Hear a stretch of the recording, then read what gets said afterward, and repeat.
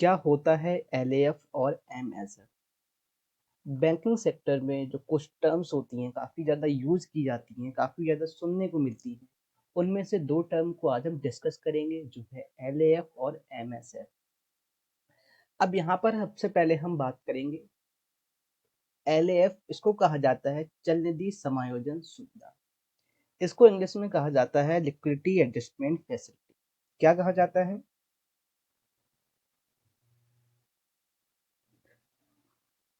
Liquidity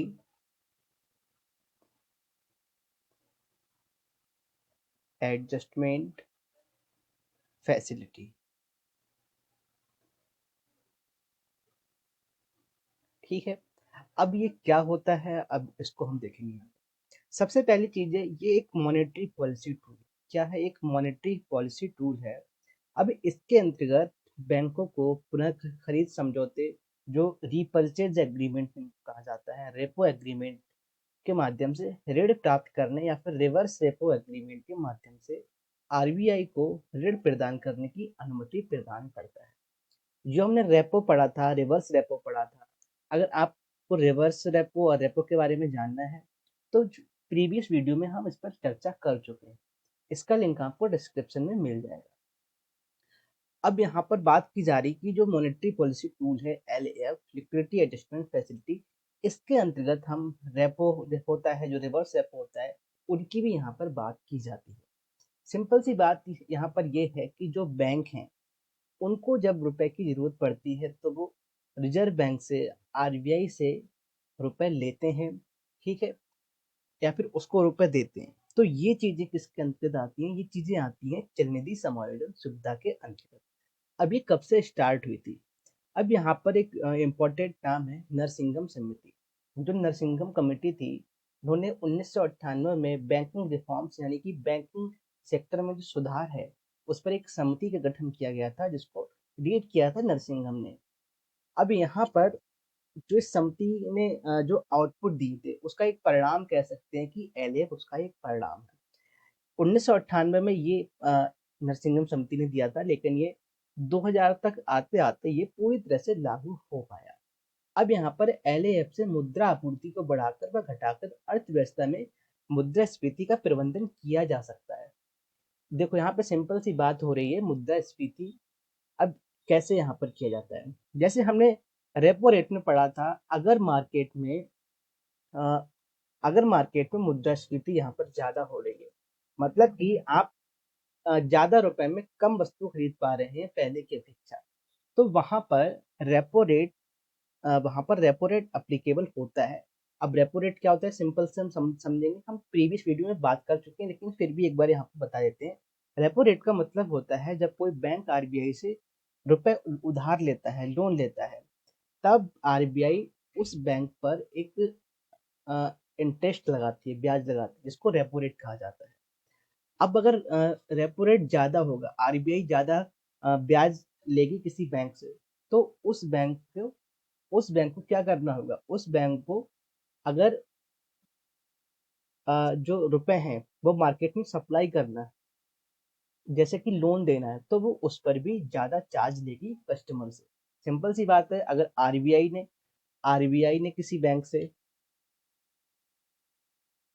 RBI ने किसी bank पर क्या किया, इंटरेस्ट ज्यादा लगाया, तो सिंपल सी बात है वो कस्टमर पर लगेगा ही लगेगा।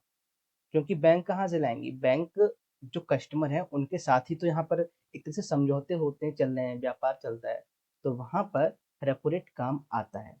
तो अगर यहाँ पर जब कस्टमर ज्यादा रुपए नहीं लेगा बैंक से, ठीक है, तो यहाँ पर जब कस्टमर ज्यादा रुपए नहीं लेगा बैंक से, ज्यादा लोन नहीं लेगा बैंक से, तो फिर बैंक को ज्यादा लोन आरबीआई से लेने की जरूरत नहीं होती है। सिंपल इसको ऐसे समझ सकते हैं। अब रिवर्स रेपो रेट क्या होता है? रिवर्स रेपो रेट में जो बैंक होती है उसके पास जो सरप्लस रुपए होते हैं या फिर ज्यादा रुपए होते हैं, तो ये उठा के क्या करती है, आरबीआई को दे देती है, आरबीआई में जमा कर देती है। जैसे हम अपने रुपए बैंक में जमा करते हैं, उसी प्रकार जो बैंकों का बैंक है आरबीआई, तो बैंक अपने रुपए उठाकर आरबीआई में जमा कर देते हैं, और उस रुपए पर आरबीआई इनको क्या देता है? देखो, रेपो रेट में आरबीआई बैंक से इंटरेस्ट ले रहा था, लेकिन रिवर्स रेपो रेट में आरबीआई बैंक को इंटरेस्ट यानी कि ब्याज देता है, लेकिन एक चीज याद रखनी, जो रेपो रेट होता है वो हमेशा ज्यादा होता है और रिवर्स रेपो रेट कम होता है। देखो आरबीआई क्या करती है, रुपए देती है तो उस पर ज्यादा ज्यादा इंटरेस्ट लगाती है, लेकिन जब वो रुपए किसी से बैंक से लेती है तो उस पर कम इंटरेस्ट उसको देती है। तो ये तो एलएफ हो गया। अब नेक्स्ट है सीमांत स्थायी सुविधा, जिसको कहा जाता है, इसको कहा जाता है मार्जिनल स्टेबिलिटी फैसिलिटी। क्या कहा जाता है? Marginal standing facility. इसकी फुल फॉर्म क्या होती है देख लेते हैं। एमएसएफ को क्या लिखा जाता है? इसको लिखा जाता है मार्जिनल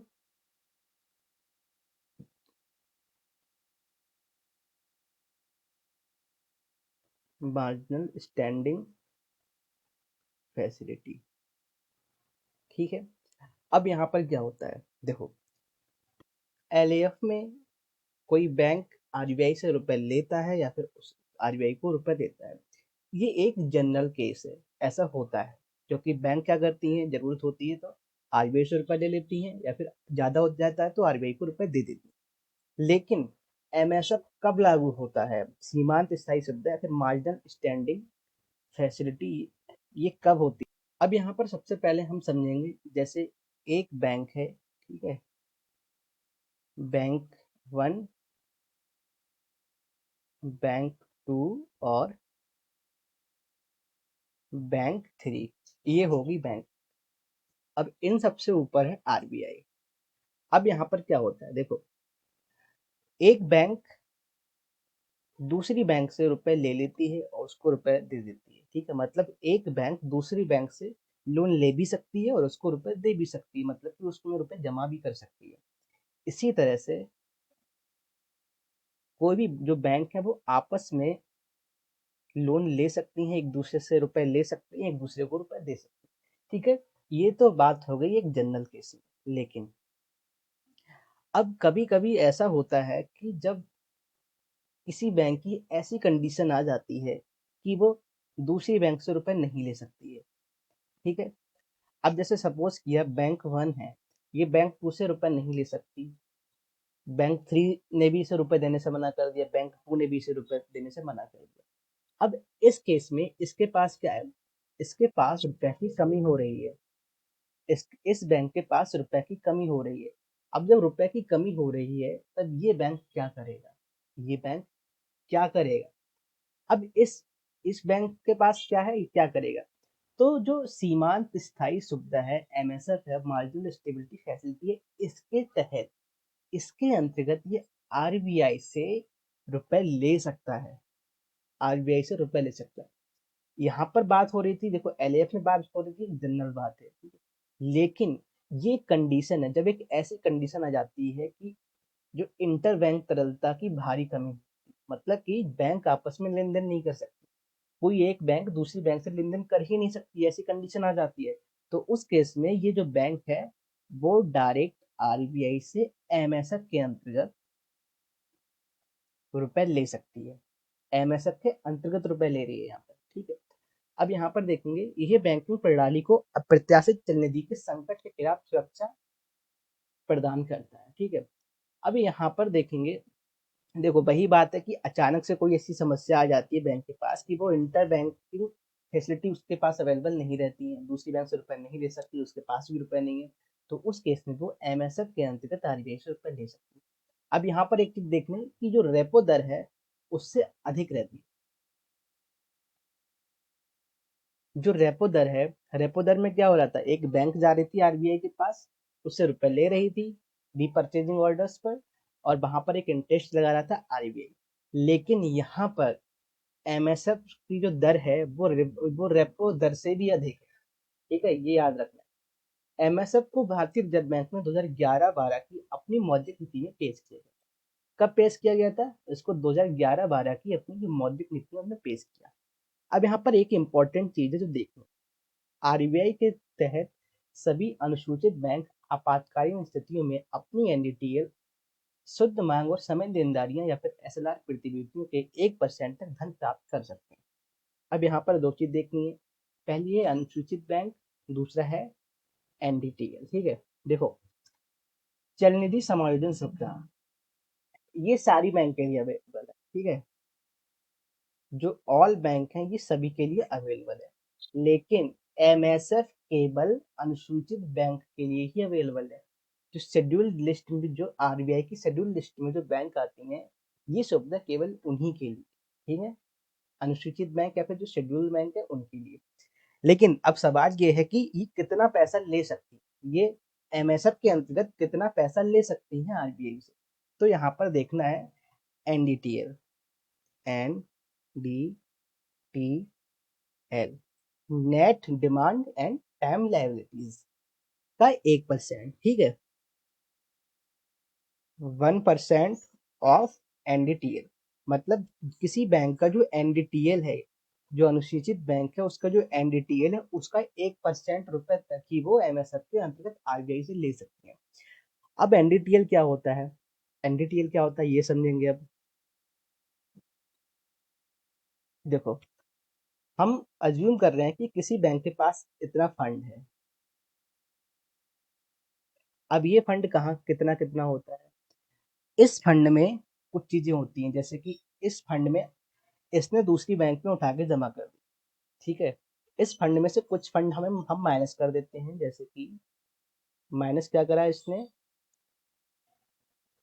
इसने सबमिट कर दिया या फिर कहो कि डिपॉजिट कर दिया इसने अदर बैंक में, इसने अदर बैंक में डिपॉजिट कर दिया। अब फंड क्या हुआ, थोड़ा कम हो गया। अब यहाँ पर इसमें क्या आता है, इसमें दो चीजें होती हैं। जो रुपए इसने दूसरी बैंक में जमा कर दिए उसको हमने माइनस कर दिया। अब क्या होता है, अब यहाँ पर हम जो बैंक में रुपए जमा करते हैं, बैंक में जो रुपए हम जमा करते हैं वो दो तरह से होते हैं। मतलब बैंक की जो लेनदारी देनदारी होती है वो दो तरह से चलती है। एक तो जो हमारा करेंट अकाउंट होता है, या फिर हमारा सेविंग अकाउंट होता है, ठीक है, या डीडी या फिर डिमांड ड्राफ्ट, ठीक है, चेक होते हैं, ये चीजें आती हैं। दूसरे में आती है हमारी फिक्स डिपॉजिट आती है, ठीक है, एफडी आ जाती है, आरडी आ जाती है, इस तरह की चीजें आती हैं। अब इनमें अंतर समझना है।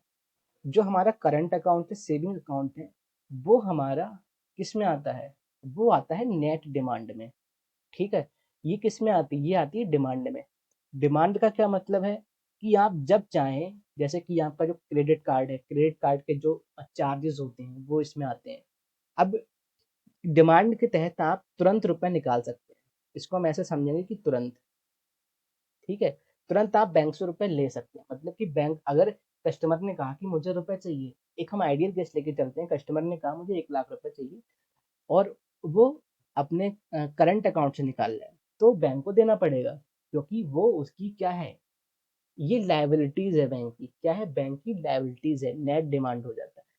अब यहाँ पर एफडीआरडी ये आते हैं हमारे टाइम में, टाइम कह दो या फिर टर्म कह दो, ठीक है, टर्म लायबिलिटी। अब ये क्या होती है, अब यहाँ पर एफडीआरडी का मतलब है कि एक फिक्स टाइम के बाद, मतलब जैसे आपने रुपए जमा किए किसी एफडी में, 1 साल के लिए आप कर सकते हैं, या फिर कोई और जो स्कीम है 2 साल 3 साल के लिए आप जमा करते हैं। ऐसा नहीं है, आप पहले भी ले सकते हैं, लेकिन उस पर आपको क्या होता है, आपको पेनाल्टी देनी पड़ती है।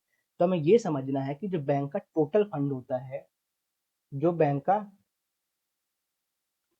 टोटल फंड होता है, उसमें से माइनस करना जाता है deposit in other bank, deposit in other bank, ठीक है।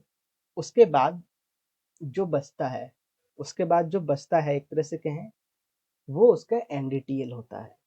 अब उसका 1% तक ही वो ले सकते हैं, जो अनुसूचित बैंक है वो 1% तक ही एमएसएफ के तहत ले सकते हैं, ठीक है। तो आई होप आपको ये टॉपिक्स पसंद आया होगा। Thank you.